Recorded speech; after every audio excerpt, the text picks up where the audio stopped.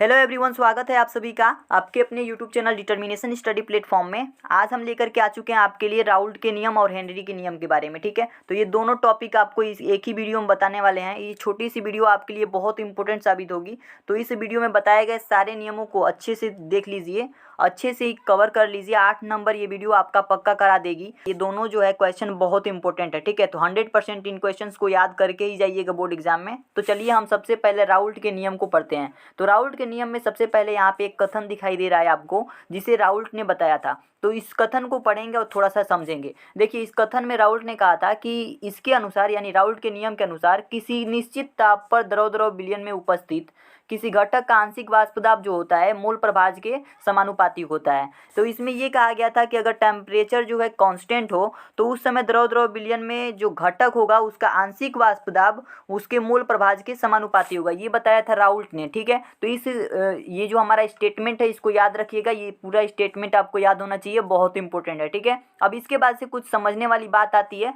तो समझने वाली बात यहाँ पे है। ठीक है, स्टेटमेंट को लिख लीजिएगा और उसको तैयार कर लीजिएगा।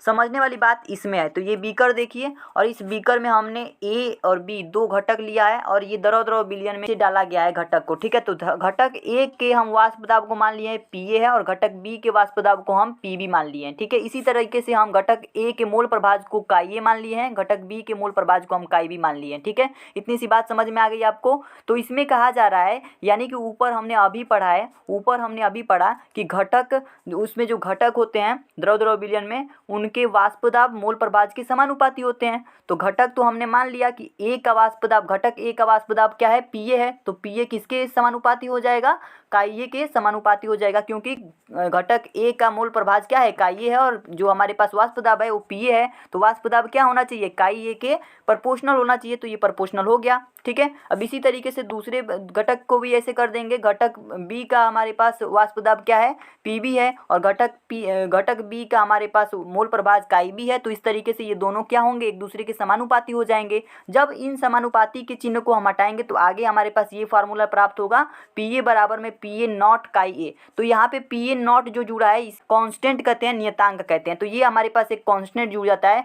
उसी तरीके से दूसरे वाले में भी पीबी नॉट जो होगा ये कांस्टेंट कहलाता है। ठीक है, तो जब हम ये तब आता है जब हम समानुपाती के चिन्ह को हटाते हैं, तब ये कांस्टेंट आ जाता है। ठीक है, से ये हो गया आपका राउल्ट का नियम। आशा करता हूँ ये राउल्ट का नियम आपको समझ में आया होगा। नेक्स्ट टॉपिक की तरफ चलते हैं, हेनरी का नियम। टाइम नहीं है, जल्दी जल्दी याद कर लीजिए। जिस तरीके से मैं बता रहा हूँ 100% गारंटी के साथ आपको पूरा नंबर मिलेगा। तो हेनरी के नियम की बात करते हैं। हेनरी में देखिए, हेनरी के नियम में हेनरी ने क्या बताया था। देखिए, हेनरी ने कहा था कि इस नियम के अनुसार स्थिर ताप पर किसी गैस की द्रव में घुलनशीलता गैस के दाब के समानुपाती होती है। अगर हम मान लेते हैं कि ये हमारे पास एक बीकर है जिसमें हमारे पास ये गैस की द्रव में विलीयता है। ठीक है, ये क्या है, गैस की द्रव में विलीयता है। तो यहाँ पे हम O2 गैस से यहाँ पे प्रेशर जब देंगे तो जैसे जैसे हम प्रेशर देंगे वैसे वैसे इसकी घुलनशीलता बढ़ती जाएगी। ठीक है, यही बताया था हेनरी ने।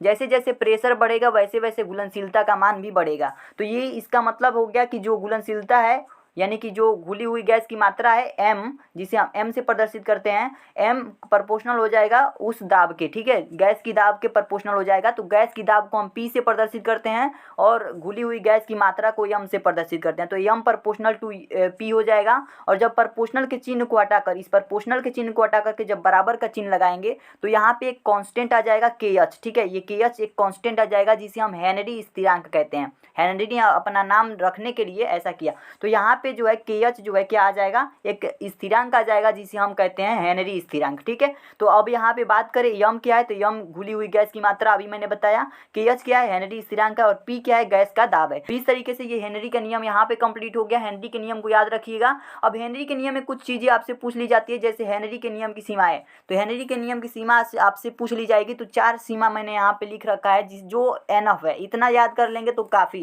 तो पहली सीमा की बात करें तो ये है, यह केवल आदर्श विलयनों के लिए मान्य है। तो यह केवल आदर्श विलयनों के लिए मान्य होता है, अनादर्श विलयन के लिए मान्य नहीं होता है। ठीक है, दाब बहुत अधिक नहीं होना चाहिए। तो जो हमारे पास हेनरी का नियम है इसमें दाब बहुत ज़्यादा नहीं होना चाहिए, नहीं तो ये नियम काम नहीं करेगा। दाब बहुत कम भी नहीं होना चाहिए, बहुत ज़्यादा भी नहीं होना चाहिए। तीसरा हो गया। चौथा है, गैस विलायक में बहुत कम घुलनशील होना चाहिए। ठीक है, तो गैस जो होगा विलायक में बहुत कम घुलनशील होना चाहिए। ज़्यादा घुलनशील होगा तो भी ये उस नियम का पालन नहीं करेगा। तो ये रहे हेनरी के नियम की सीमाएं। यहाँ पे हेनरी के नियम और राउल्ट के नियम दोनों टॉपिक आपके कंप्लीट हो गए। 8 नंबर आप आसानी से यहाँ पक्का कर सकते हैं। तो आशा करता हूँ आपको ये वीडियो अच्छी लगी होगी। किसी भी तरीके की कोई भी प्रॉब्लम लगे कमेंट बॉक्स में ज़रूर बताइएगा। और अभी के लिए इतना ही रखता हूँ, मिलते हैं नेक्स्ट वीडियो में, तब तक के लिए धन्यवाद।